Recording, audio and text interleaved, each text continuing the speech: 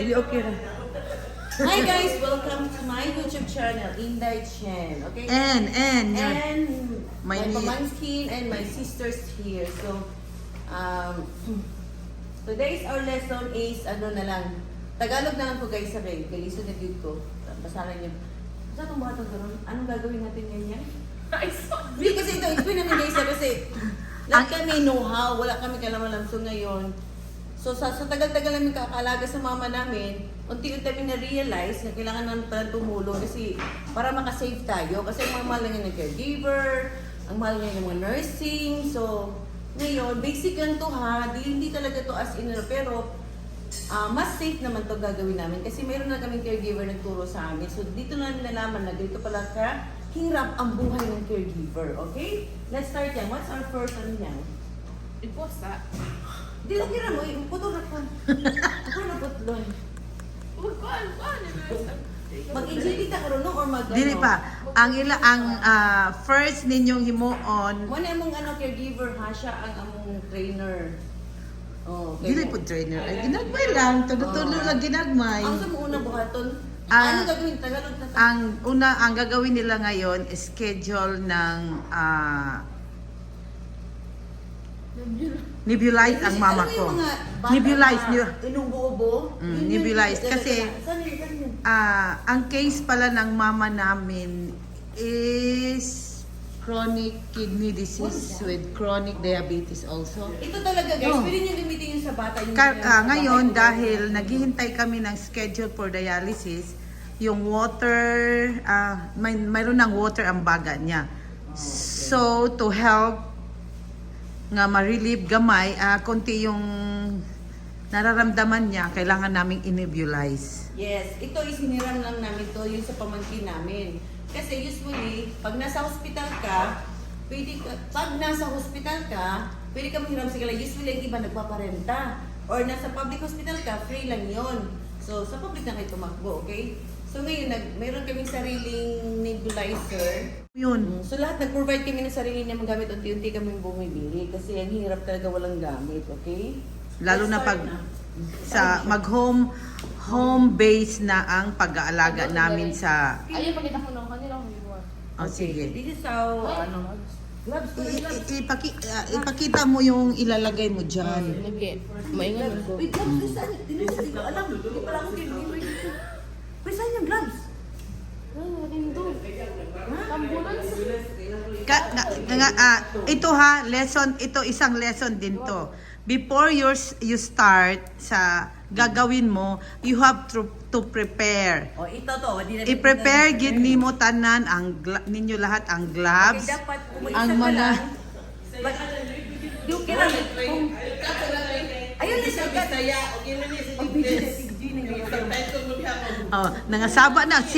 nangasaba na ang real caregiver namo. English na. Kay wa daw siya kasabot sa mong gibungan. Pag video diha, nga nagsigaw-yaw din nga, no?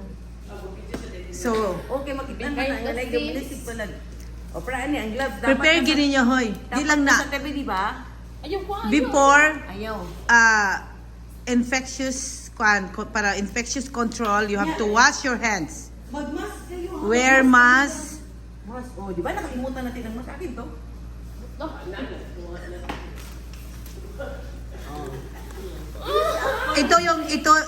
Iko-correct namin yung mga mali nila ha. Oh, yes. Dapat mag-wear sila ng mask, gloves, and wash your hands. The poor, Ano, hindi na ibutang sa pinakauna step. Pero galing na ako nang nag-wash na ako guys ha. So siya lang muna ngayon ang magdi-demo. Sorry ako. Oh, sige go. Ko English ko. Ini. bala ka wa English kag dili. Saksak sinagong na ni ato. Sige, go. Ipakita ko kanina, ipakita. Ayun, ipakita mga medicine name kay ano lang. Basta mo rin Okay, sige. i-provide sa doktor sa ato ang inani. Iyon na ba ako nga. Depende ko sa ihatag sa doktor ha. Ay, depende pala kung ano yung ibigay. Ang reseta. Ang reseta pala, resetahan lang kami. Anong pangalan niya? Salbutamol. Oh, Salbutamol. Oh. Pwede man dalon sa balay ang salbutamol good. Kaya inyong mga babies din mag-nebulize mo. Pero di naman ito basta papalit-palit. Kailan may reseta talaga guys sa huwag kayong basta-basta bibili. Reseta ba gid ang salbutamol? So ito reseta talaga to ng doktor ha. Hindi namin pwedeng gawin to pag hindi reseta ng doktor. Oh. Paano ba yan? So the first thing to do is to put the solution in this container. Okay.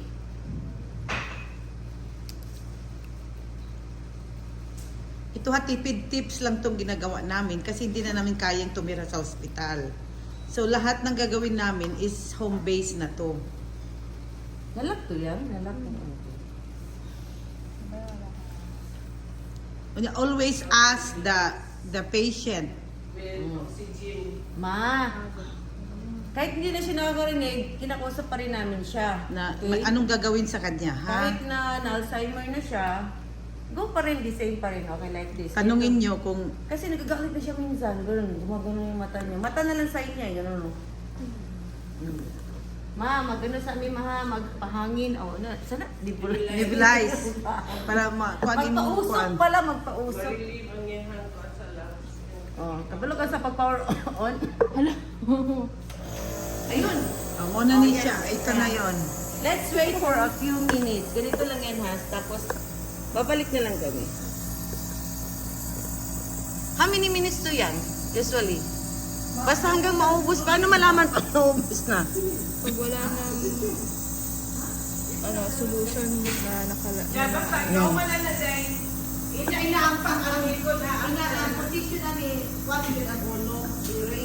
Okay, guys. Let's back. Ayan. Ayan, in-adjust namin yung bed. Bumili kami ng bed, guys, ha? Bumili kami ng bed. hand. Second hand. May mabibili din palang mura. Oh, pwede naman. Mayroon magdodonate din. May sa iba, dodonate na lang. Oh, kasi mahal. namin ng Usually, 5,000 or less than Di, 5,000. di, nakuha daw ka ng 4,000. Nabili namin ang bed ng mama namin ng 4,500. Yes, 4,500. So, pwede na kayo mag-check sa second hand ng mga bed. Or swerte kayo pag may magdodonate. May magdodonate. Okay guys, let's go.